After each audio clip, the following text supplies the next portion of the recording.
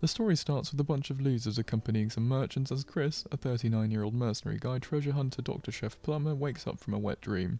The group then suddenly get ambushed by bandits, and it turns out that one of the guards was a bandit himself. I mean, who needs background checks? Anyways, Lewis, a friend of Chris and a premature ejaculator who looks like he's been on 5 weeks of heroin, tells the bandits to sod off. Realizing that the bandits had planned to do a genocide speedrun, Chris sign languages with his mouth to the merchants to run as he chucks some daggers, and Lewis adds to his limb collection. They get chased by a bunch of guys with plastic surgery gone wrong, and they split up. This idiot chasing Chris gets decapitated by a wire that he clearly saw Chris throw less than a few steps ahead like an absolute dumbass.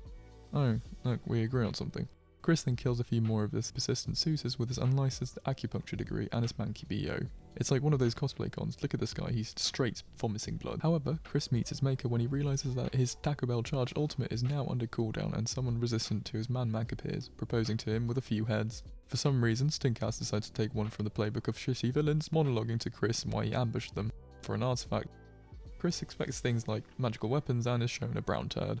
Chris spits glass and gambits his arm in order to get a sneaky scholar's mate. Good execution but very poor entry, 3 points. As Chris drowns, the artifact starts to shit-talk his growing addiction to Wall Street bets and sends him back in time before he gets his arm chopped off.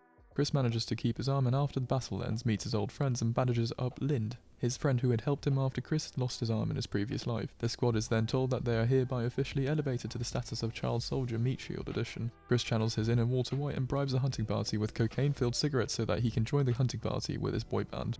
They are told they need to catch 5 rabbits each, but the aspiring kingpin goes on a side quest instead and decides to go look for some weed.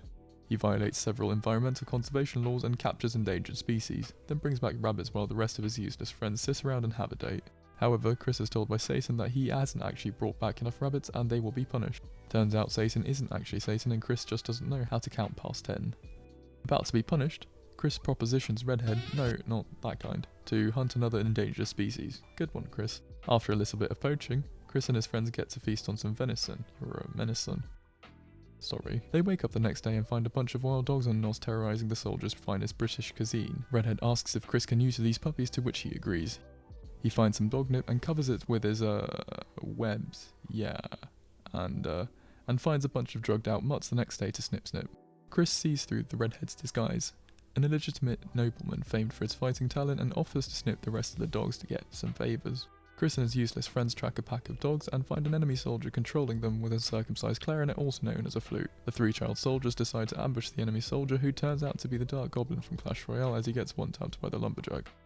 While completing their initiation rites to join PETA, they find a white wolf dying from its wound. The heartless shitsack thinks, free coat, and also conveniently discovers a baby wolf cub, a love child between the white wolf and Aang, which he decides to keep and pass on his family profession of being a child soldier.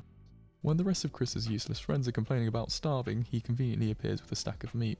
As the 5 friends are feasting, this greedy shit comes over, eats a load of meat, and then proceeds to pull a parasite.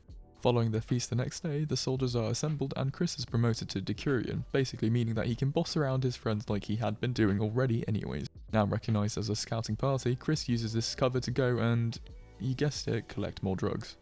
Returning to camp, and after pulling Chris Brown on 2 disobedient subordinates, Chris meets Pedal, a fellow Decurion who tells him that the leader of the 7th Infantry, their regiment, used to be a knight but is no more after having lanced a lot with his lord's wife. That's why he drinks and is super suicidal and doesn't train with his army. Chris decides to try and raise morale by sniping an enemy supply line. He trains with his friends and gathers a crowd, and Redhead suggests that Chris needs to kill Lancelot for anything to change, but Chris declines. He gives his friends some night vision berries and they approach an enemy campsite at night. Realising that they can't defeat 5 adult enemies and that they're still like 15 years old, Chris changes plans and instead goes for the easier route of breaking the Geneva Conventions by dressing up like a civilian. These fucking idiots see what they think is a runaway slave and try to capture him to sell him back, only to then threaten to beat him up or kill him, not realising that he probably won't get a reward for a dead slave since dead slaves tend not to work very well, dipshit. Lumberjack, Steroids, Femboy and Lind ambush and yeet the rest of the enemy soldiers. This guy literally screams, "Who are you?" before being killed, and his friends are like, huh, that's suspicious, why are they not back yet? Like, no shit, Holmes, fucking NPCs, man. The child soldiers then commit another war crime by dressing up in enemy clothes to steal a supply wagon. Upon bringing it back to their base, the entire battalion celebrates and feasts again. This guy gets drunk and sings a beautiful rendition of Baby by Justin Bieber, to which the commander is motivated to try and survive once again.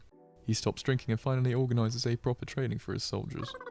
The battalion prepares for a final attack as the cuisine is running low and Chris's group is sent out to preemptively strike the enemies. Lumberjack cuts through iron armour like it's paper and also somehow simultaneously decapitates a guy. Good job, Sherlock. Also seems like red guys have all expenses covered dental insurance.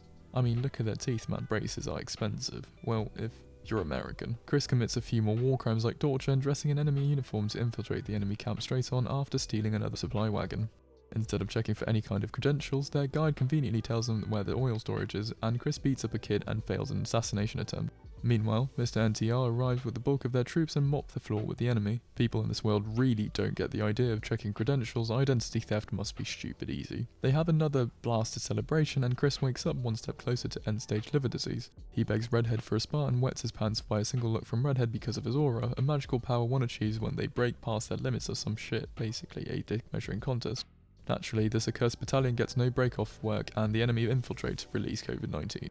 Biological warfare, that's another war crime, except maybe this one's justified since Chris commits war crimes more than Anakin Skywalker. Chris starts curing the infected using his omnipotent knowledge, but then this shit's supposed to be incurable or something, so Steroids goes on roid rage and tries to burn the infected alive before it spreads. It turns out that Steroids has PTSD because he's from a city that got nuked like the virus called Tragedy. Seriously? They picked Tragedy as a city name. Might as well name the characters after their weapons like Axe and... When the commander is about to burn the infected, this snake convinces him that curing the disease will reinstate his position as a knight. Yeah, real honourable Lancelot.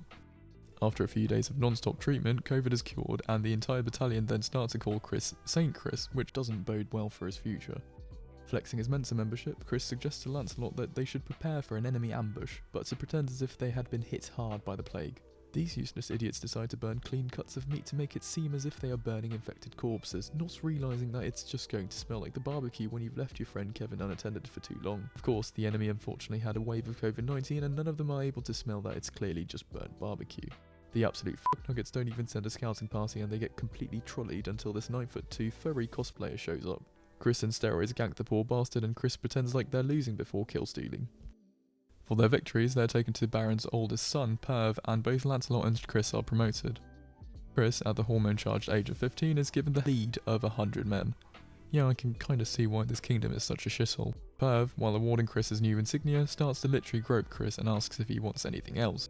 Chris politely declines, stating that he has anal hemorrhoids and instead requests for him to listen to his plans of striking the enemy's supply routes. Despite being deprived, Perv accepts and Chris and Lancelot commit some arson. Afterwards, Chris pulls the nepotism card and trains with Lynn, Steroids and Beard before the final collision between the amassed armies of several battalions. As the armies collide, an elite enemy force led by Shit for Brains starts to tear apart the allied wing and Chris's unit is deployed. Naturally, Shit for Brains has less IQ than the average Burnley supporter and ignores the fact that he has been flanked, despite his soldiers literally warning him out loud. Realising that many of the officers are dead, Chris takes control and manages to completely turn the tide of battle, leading the amassed army to victory. Shit for Brains returns to his base camp following his defeat and shows signs of acute PTSD and agoraphobia and probably needs therapy for the rest of his life. Chris is taken to another award ceremony and is awarded with a cheap-ass medal while Lancelot declines being reunited because his honour is tarnished, whatever, and instead asks for gold. Chris asks the Baron to award him a knighthood and with peer pressure from the rest of the army, the Baron accepts. Right, chapters 1 to 20, good stuff. This gets 8 Geneva Convention violations out of 11 leaked social security numbers, A- tier.